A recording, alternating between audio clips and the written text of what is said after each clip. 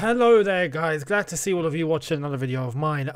You've caught me at a really crazy time here because today's video, which you are now watching, I've literally just finished editing and then I've received this news that I wanted to start the video off with and add this in at the beginning. So Diego Maradona has passed away.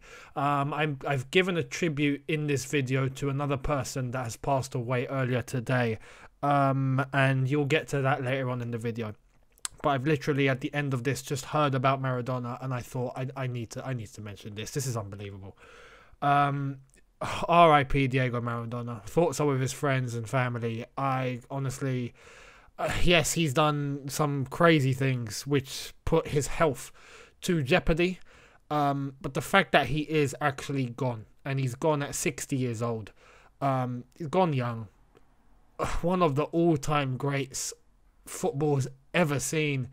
I didn't grow up to see Maradona playing in the flesh. When he was playing, I was, what, 2-3 years old? And straight after that, he retired and stopped playing, so I didn't really get to see him. But we've all seen the archives, we've all seen what he's done, we've all seen what career he's had in the game, and yeah, one of the all-time greats, one of the best players to have ever graced the game, and yeah, massive loss. Diego Maradona, rest in peace, and gracias for everything that you brought to football. Simple as that. Let's get into today's video. R.I.P. Diego Maradona.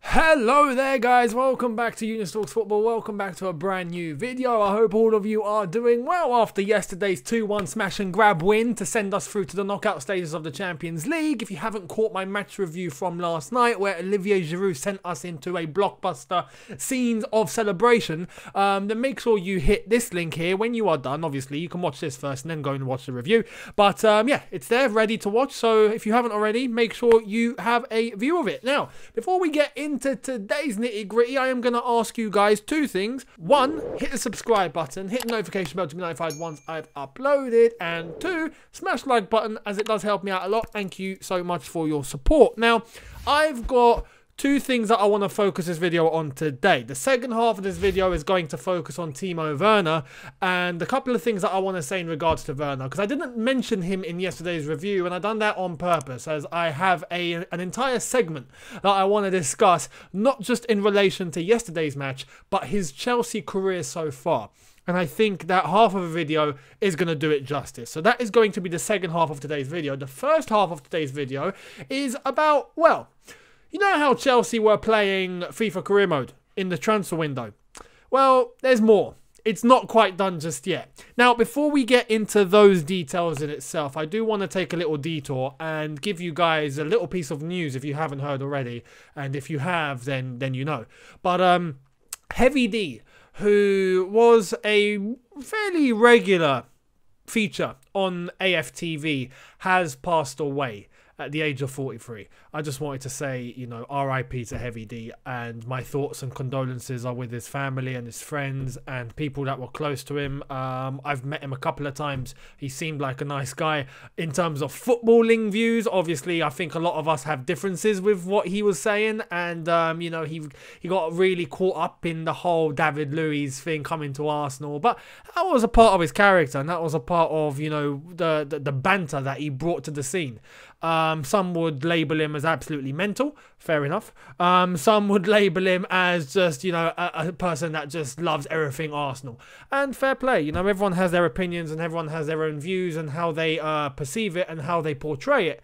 Now, Heavy D, you know, take away all of that, was a decent guy. Just a decent guy, someone nice to be around, and unfortunately he's passed away at 43. So again, yeah, my thoughts and condolences are with his friends and his family.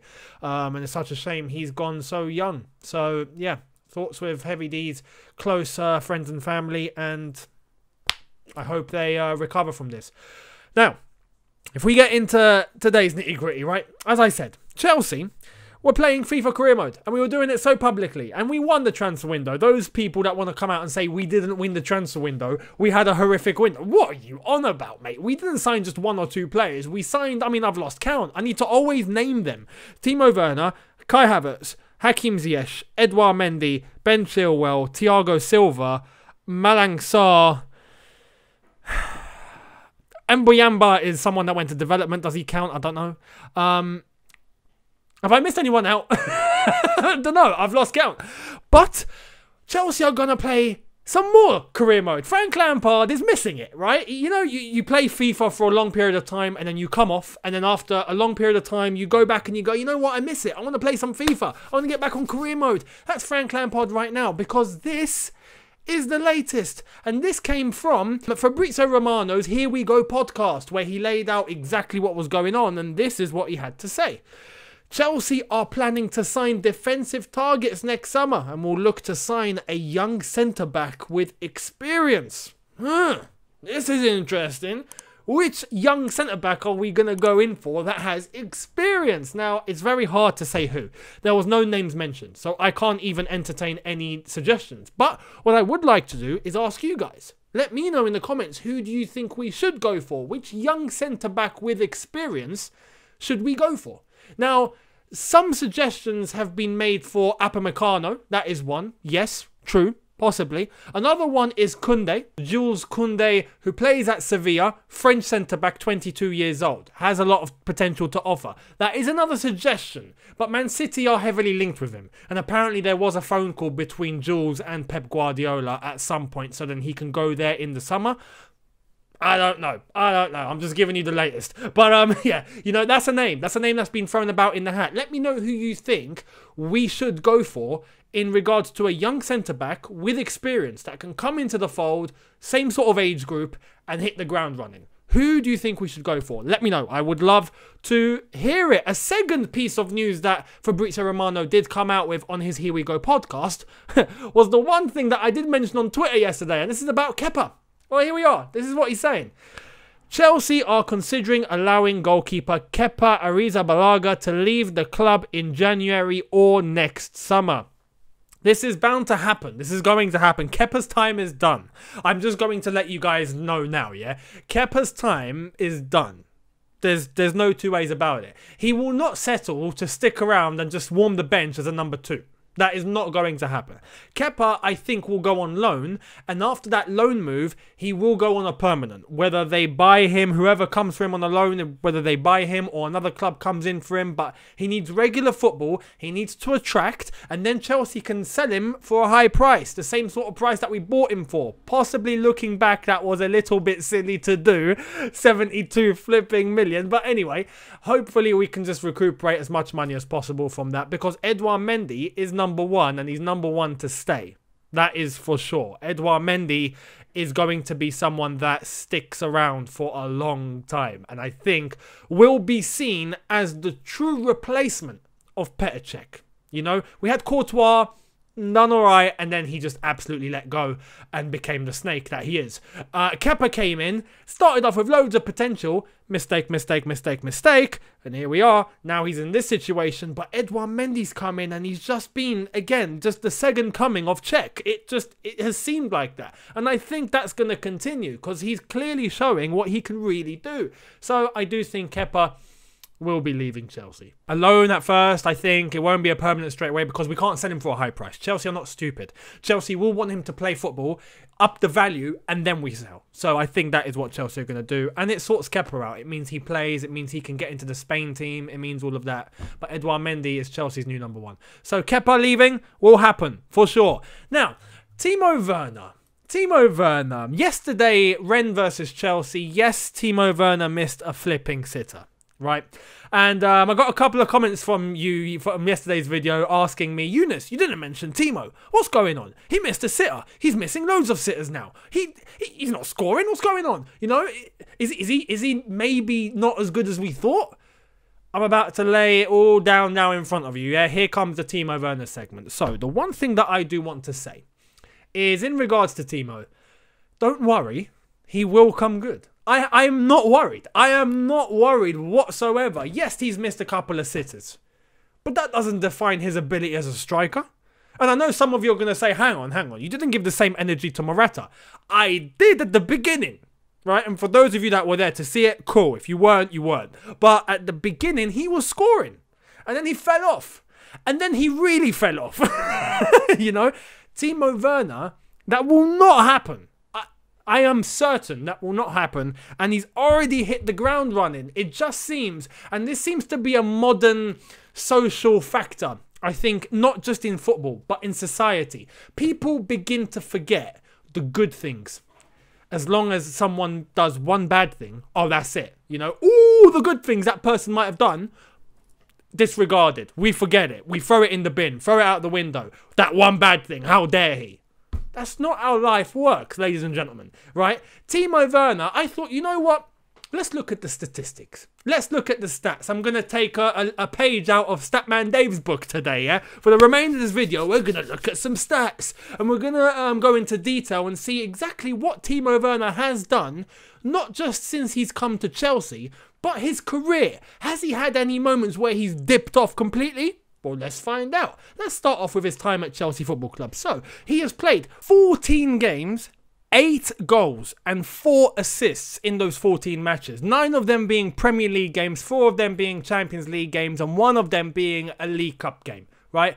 8 in 14, and that's just at Chelsea so far. If you want to go into the deep detail, there's one thing that people are forgetting here. How many games has he played as a centre forward, and how many games has he played as a left winger? Right? The majority of his game time so far hasn't been as a centre forward. It's been as a left winger. But even so, he has managed to get the maximum that he can out of playing as a left winger. Normally the goals would come as a centre forward, but let's look at the stats, yeah? So, as a left winger, he has played 9 games, and as a centre forward, he has played 5 games. In those 9 games as a left winger, he has scored 5 goals and provided 2 assists. In the 5 games as a centre forward, he has scored 3 goals and provided 3 assists. And that goes to show you, he's getting as much as he can out of any position he plays in. The misses that we've seen in the last couple of games, he has done as a left winger, not as a centre forward. I truly believe once Pulisic comes back, which he will do against Spurs, because he is available and he's fit, and Frank Lampard has confirmed that. Fantastic. But I do think into his centre forward position, and he's available to start running in behind defenders that you can't do as a left winger, because as a left winger you need to be the one to supply. As a centre forward, he can make the runs, he can get the balls across, he can get through balls tucked into him, and he has chances to finish one-on-one with goalkeepers, which is what he's really, really good at. He will come good. And you just look at his past. What has he done in the past? What has he done at Leipzig? What has he done at Stuttgart? What has he done for Germany? Let's go into it. So, at Leipzig, he's played 159 matches, 95 goals, and 40 assists. That's an outrageous stat. And people are saying, oh, Werner's rubbish. He's not worth the money that Chelsea bought him for. He doesn't know what he's doing. He's missing sitters. He's not better than Morata. With a stat like that, what about for Germany? 35 games for Germany and 15 goals. 35 caps, 15 goals for national team. That's not something that a rubbish striker does. Believe me, I am not worried one bit. One bit. Because the fact that he's getting criticism now, and he has scored 8 goals in 14 games and provided 4 assists, and he's getting criticised, well, I can't wait till he actually starts scoring every single game then. Because the moment that he starts upping his stats, everyone's going to be like, flipping hell, this guy's Lewandowski. I am not worried about Timo Werner one bit. I am not. He will come good. He will come good. Yes, the couple of chances he has missed, very close to the goal. Yeah, yesterday against Rennes, for example, he was pretty much 2 meters from the line. So he should be slotting that in. But trust me, if any one of you have played football properly, competitive 11-a-side football at any level, it doesn't need to be Premier League, it doesn't need to be just the worst level of Sunday League football going, yeah? Anywhere in between, if you have played competitive 11-a-side football matches on a regular basis, and you have played as a centre forward, you have played as an attacking player, and you're telling me you have not missed a chance like Werner did yesterday against Rennes, you're lying. You're lying. Because I'll be the first one to say I've missed chances like that. It happens. It happens. It's something that is not just instinct, but There's factors there. Sometimes you can hit the ball wrong. Sometimes your judgment. The ball comes across, you think you've hit it right, you've hit it wrong by a flipping millimeter, it sends the ball upwards. It happens. Those things happen. The problem is when those things become a regular occurrence. When it happens in one game, and then it happens in another game, and then it happens in another game, and then it happens in another game, and then another game, and then another game, okay, there's a problem, right? At this point, I'm starting to question your finishing, yeah? But if it's an occurrence where he has scored goals, and he's showing he is getting on the score sheet, and then he misses a couple like that, no problem. That's life. That's being human. That's what happens to every football player. It's normal. Why are we making a big deal out of it? It's standard. Wait until this guy starts playing as a centre forward when Pulisic returns against Spurs, and then we'll see what happens. We'll see what happens. But trust me, you do not need to be worried. Timo Werner is a top quality footballer, a top quality striker, and I can't wait I can't wait for him to show you what he's gonna do. Bring it on. Anyway, thank you all so much for watching. It's been another pleasure. Make sure you let me know what you think in the comment section below in regards to Werner, in regards to Kepa, and how he's going to be leaving January summer. What would you do? And in regards to the link of a new centre-back who's experienced, which one should we go for? Let me know in the comments. I would love to hear it. Anyway, hit the subscribe button if you are new. Hit that notification bell to be notified once I've uploaded. Smash the like button for me, as it helps me out a lot. Thank you all so much, and I will see all of you tomorrow for a brand new video. Thank you all so much for watching. Have a good one. Look after yourselves. Take care, and peace.